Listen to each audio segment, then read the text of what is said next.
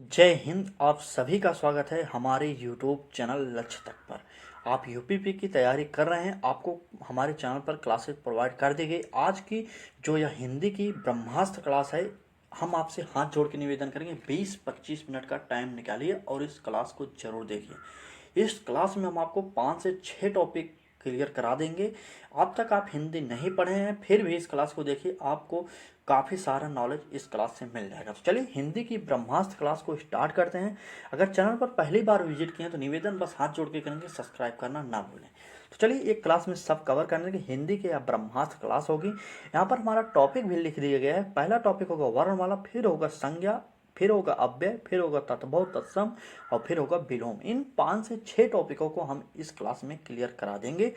तो एक क्लास में हम 5 से 6 टॉपिक कराएंगे। तो चलिए क्लास को स्टार्ट करते हैं। निवेदन बस इतना करेंगे कि पूरी क्लास को जरूर देखिएगा। ऐसी क्लास आपको यूट्यूब पर पहले कभी नहीं मिले होंगे।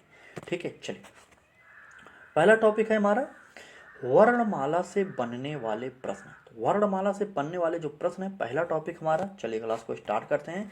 शेयर करिए अपने मित्रों तक। पहला प्रश्न है कि पहला ही प्रश्न आप शायद इससे पहले नहीं देखे होंगे, जो कि इम्पोर्टेंट प्रश्न है। और एक बात, हम इस क्लास में उन्हीं प्रश्नों को शामिल किए हैं जो कई परीक्षाओं में पिछले साल पूछे गए थे। चाहे यूपीपी हो, पिछली भर्ती परीक्षा में पूछे गए प्रश्न हो, एसएससी हो, एमटीएस हो, लेखपाल हो, जो भी पिछले सालों पेपर हुए हैं पिछली बार, उन सभी के प्रश्न हम इस क्लास में आपको कराने वाले हैं, ताकि आप एक परीक्षा पैटर्न को समझ सकें कि एग्जामिनर कहाँ से पूछ सकता है। तो चलिए क्लास को स्टार्ट करते हैं। पहला प्रश्न देखते हैं। पहला प्रश्न है अर्धस्वर है। अर्धस्वर की बात की गई। ए ऑप्शन ए य और व, बी ऑप्शन ई और ओ, सी ऑप्शन क और ग, डी ऑप्शन इनमें से कोई नहीं। तो चलिए उत्तर बताइए। चलिए उत्तर बताइए जल्दी से।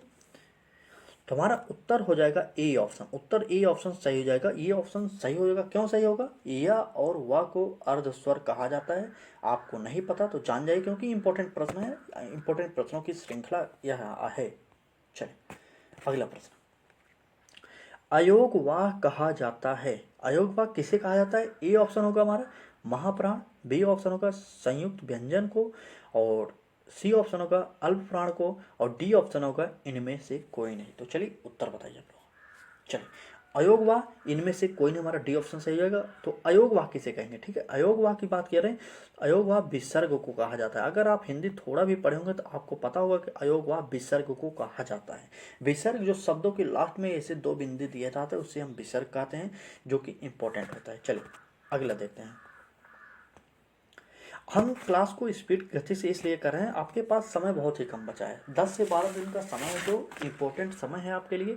हम इसलिए क्लासेज बड़ी नहीं कर रहे हैं। आपको अब क्लासेज बड़ी के बजाय अधिक से अधिक प्रश्नों को ध्यान करना चाहिए।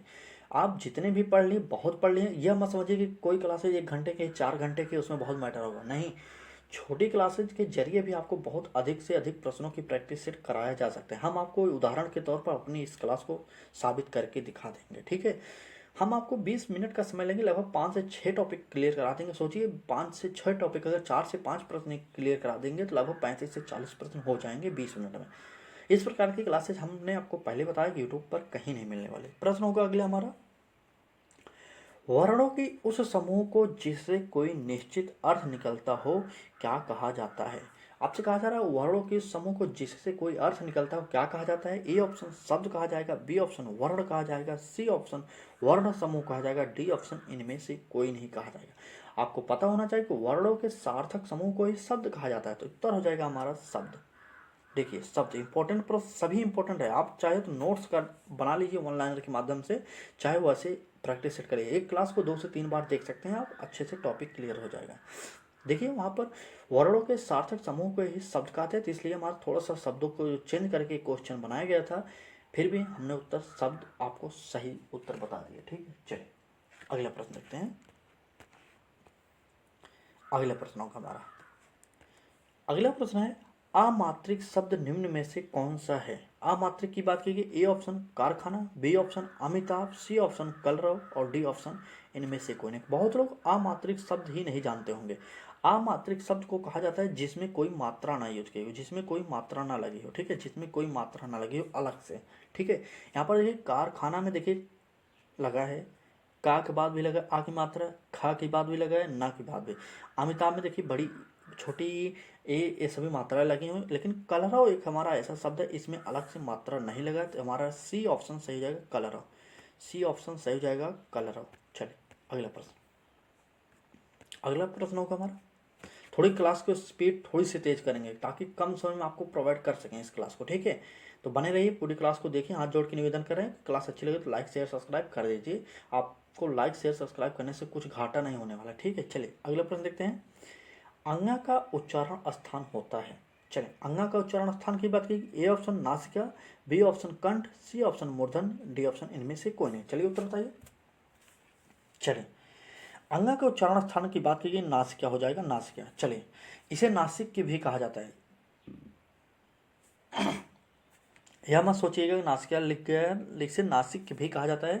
तुम्हारा उत्तर हो जाएगा ए ऑप्शन, अंगा का उच्चारण स्थान नासिका को कहा जाता है। एक टॉपिक से हमने 6 प्रश्न कराए। देखिए पहला टॉपिक जो हमारा था ये 6 प्रश्नों का टॉपिक था।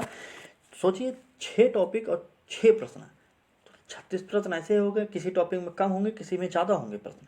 तो बने रहिए, निवेदन बस इतना कि पूरी क्लास को देख के जाइएगा। आज से पहले यूट्यूब पर ऐसी क्लास आपको नहीं मिलेगी, यकीन मानिए। अब हमारा दूसरा टॉपिक जो चालू होगा, संज्ञा एवं अव्यय से बनने वाले प्रश्न। संज्ञा एवं अव्यय से बनने वाले प्रश्नों को अब हम आपको कराने वाले हैं। तो चलिए बने रहिएगा, इसमें भी हम 5 से 6 प्रश्न करा देंगे आपको। हर टॉपिक से 5 से 6 प्रश्न कराएंगे कम से कम, ठीक है। चलिए ताकि आपको नॉलेज होता रहे।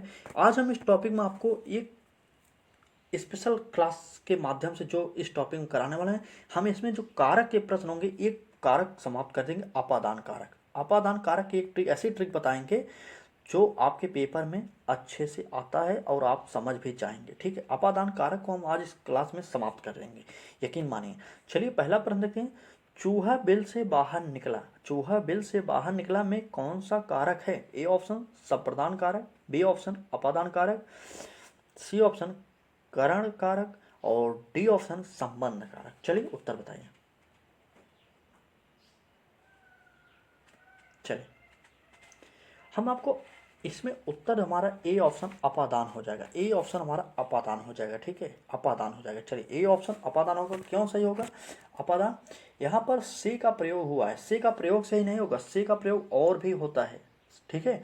से का प्रयोग करण कारक में भी होता है, ठीक है, लेकिन से का प्रयोग कहाँ किया गया? चूहा बिल से बाहर निकलता है।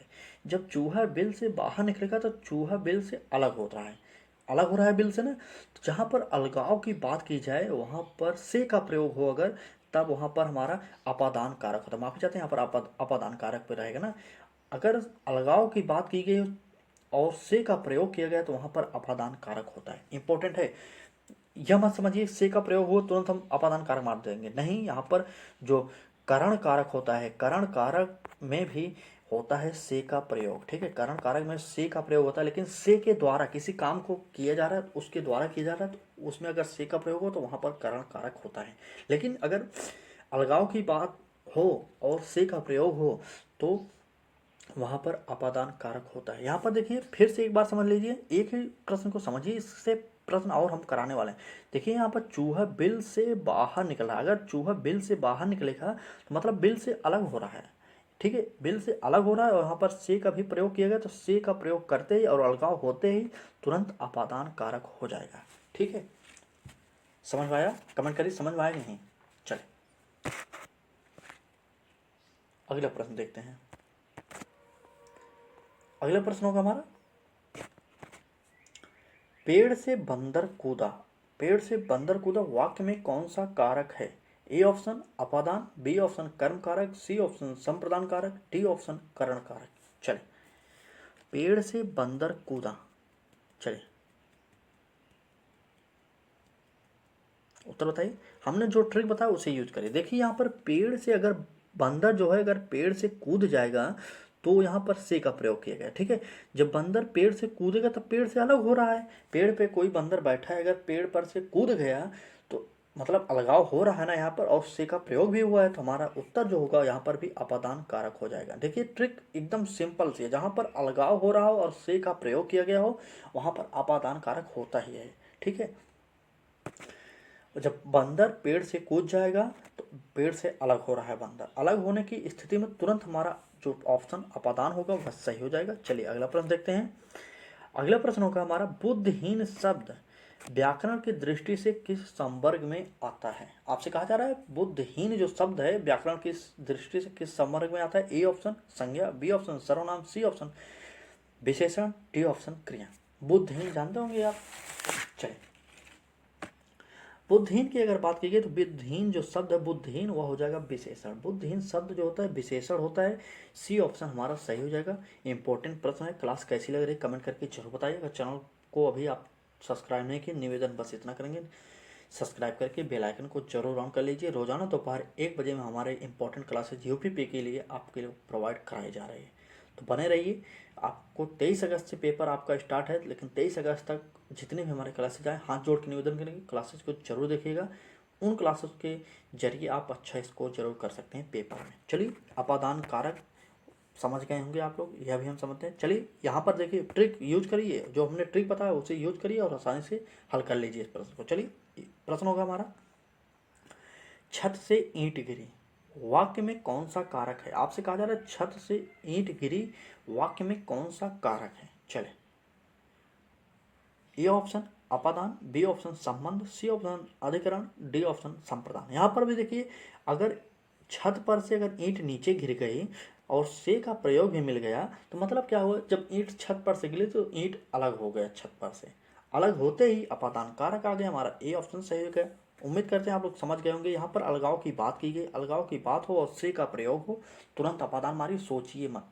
ठीक है, से का प्रयोग वैसे करण कारक में भी होता है, करण कारक में भी होता है। ठीक है, से का प्रयोग होता है इसमें, लेकिन से के द्वारा होता है, लिखा जाता है से के द्वारा। ठीक है, किसी राम के द्वारा काम किया गया ये होता है, तो तब वहां पर करण कारक होता है, लेकिन यहाँ पर अलगाव की बात की गई इसलिए हमारा अपादान कारक होता है। ठीक है, चलिए अगला प्रश्न।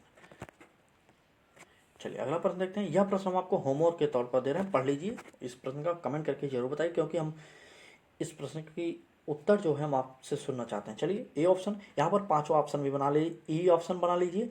ई ऑप्शन होगा इनमें से कोई नहीं। अब उत्तर बताइए। चलिए इनमें से कोई नहीं।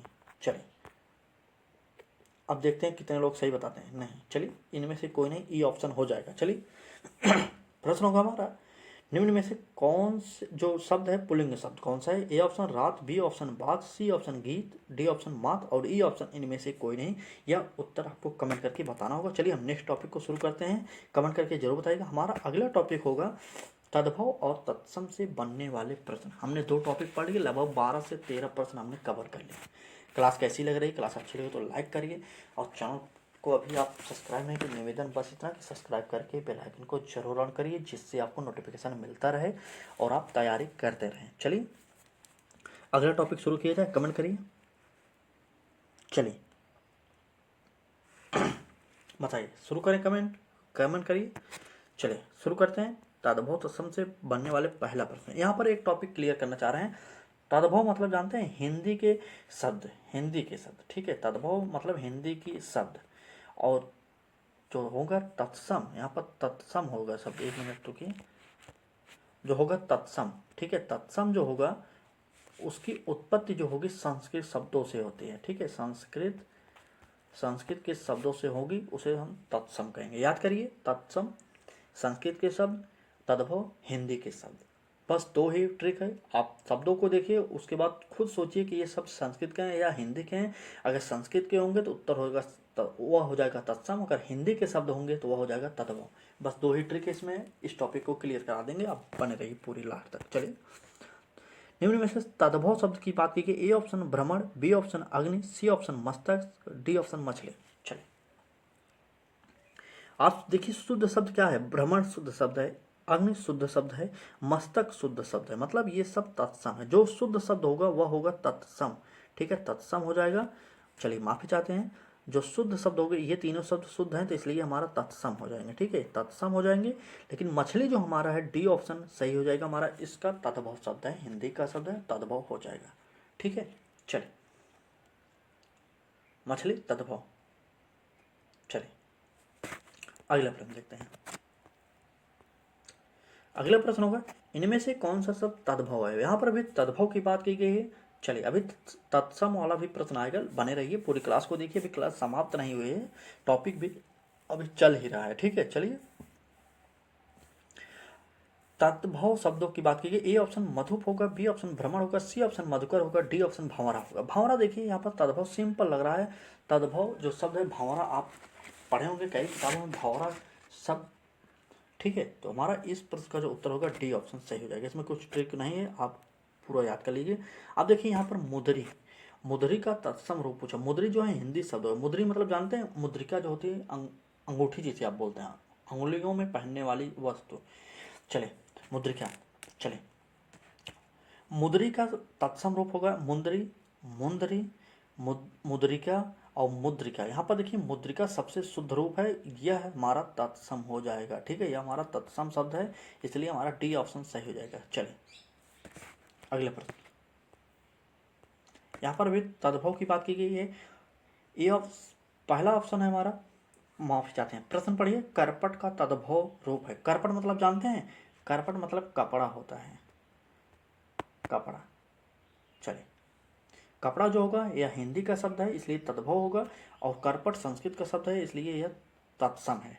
करपट जो हमारा तत्सम शब्द है, ठीक है, तत्सम। चलिए करपट जो है तत्सम शब्द है। तो चलिए ए ऑप्शन कपट होगा, बी ऑप्शन कारपेट होगा, सी ऑप्शन कपूर होगा, डी ऑप्शन कपड़ा होगा। हमने आपको पहले ही बता दिया कि करपट का जो तद्भव शब्द होगा वो हो जाएगा कपड़ा। अगर कपड़ा का तत्सम शब्द पूछा जाए तो वह हो जाएगा करपट। यह प्रश्न इंपॉर्टेंट है, कई परीक्षाओं में पूछा गया प्रश्न है यह। आप किसी भी परीक्षा को ले लीजिए, उसका प्रीवियस ईयर आप देख सकते हैं, तो अगर उस परीक्षा में हिंदी के प्रश्न आते होंगे तो यह प्रश्न आपको जरूर मिल जाएगा उस पेपर में, ठीक है। चलिए नेक्स्ट प्रश्न देखते हैं। यहाँ पर तद्भव शब्दों की बात की गई। चलिए नेक्स्ट प्रश्न हमारा को तद्भव शब्दों को बताना होगा हमारे। चलिए देखते हैं प्रश्न हमारा। तद्भव शब्द कौन सा होगा। अंधेरा होगा, प्रकाश होगा, रात्रि होगा, चंद्र होगा। यहाँ पर देखिए तीनों शब्द जो हैं शुद्ध संस्कृत के शब्द हैं, मतलब शुद्ध रूप हैं इसका, तो संस्कृत के रूप मान सकते हैं आप। हमारा ए ऑप्शन अंधेरा जो है, अंधेरा को तद्भव शब्द कहा जाता है। अंधेरा तद्भव शब्द है। चलिए अंधेरा तद्भव शब्द है। चलिए क्लास कैसी लगी, क्लास अच्छी लग रही है तो लाइक करिए, चैनल पर नए हो सब्सक्राइब करना ना भूलें, सब्सक्राइब करिए, बेल आइकन को ऑन करिए, अपने मित्रों तक भी शेयर करिए। अब हम नेक्स्ट टॉपिक शुरू करने वाले हैं। नेक्स्ट टॉपिक के लिए आप जुड़े रहिए, लास्ट तक क्लास को देखिए। विलोम शब्दों से बनने वाले प्रश्न, विलोम से बनने वाले प्रश्न, प्रश्न वही हैं इस क्लास के जो पिछले परीक्षाओं में पूछे गए प्रश्न हैं। कई परीक्षाओं के प्रश्नों को देखा गया, जो प्रश्न अधिक से अधिक बार आया वही प्रश्न इस क्लास को लिए शामिल किया गया है, तो आपको पूरी क्लास देखिए। चलिए क्लास को स्टार्ट करते हैं, आगे बढ़ाते हैं। पहला प्रश्न होगा हमारा, प्रश्न है हमारा, निम्न में से अपकर्ष शब्द का विलोम कौन सा। अपकर्ष की बात की गई, ए ऑप्शन होगा पतन, बी ऑप्शन होगा अपकर्ष, सी ऑप्शन होगा अपभ्रष्ट, सी ऑप्शन विकर्ष। तो बताइए उत्कर्ष का विलोम कौन सा है। उत्कर्ष, माफी चाहते हैं, उत्कर्ष शब्द का विलोम, उत्कर्ष का विलोम की बात की तो उत्तर हो जाएगा अपकर्ष। इसमें कुछ ट्रिक नहीं काम करता, आपको पढ़ना पड़ेगा। माफी चाहते हैं, साफ बात बताएं, अगर कोई ट्रिक की बात कर रहा तो वो आपको भ्रमित कर रहा है, ठीक है। इसमें आपको विलोम शब्दों को पढ़ना पड़ेगा, शब्द और विलोम कौन से होंगे पढ़ना पड़ेगा, तभी आप उत्तर दे सकते हैं, नहीं तो नहीं दे सकते हैं।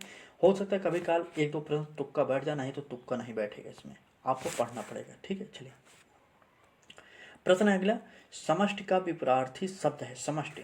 ए ऑप्शन विशिष्ट, बी ऑप्शन अशिष्ट, सी ऑप्शन अपुष्टि, डी ऑप्शन बेस्ट। उत्तर हो जाएगा हमारा डी ऑप्शन।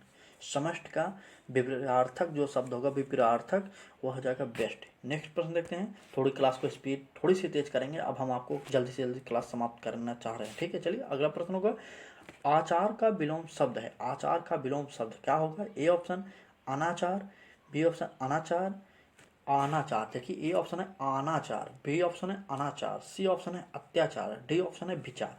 तो उत्तर होगा हमारा अनाचार। अनाचार शुद्ध शब्द है ना, देखिए यहाँ पर शुद्ध शब्द विलोम होगा अनाचार, आचार नहीं कह सकते हैं, इसलिए हमारा अनाचार सही होगा, बी ऑप्शन सही हो जाएगा, ठीक है। चलिए अगला प्रश्न देखते हैं। अगला प्रश्न होगा हमारा, परिसीमन का विलोम है।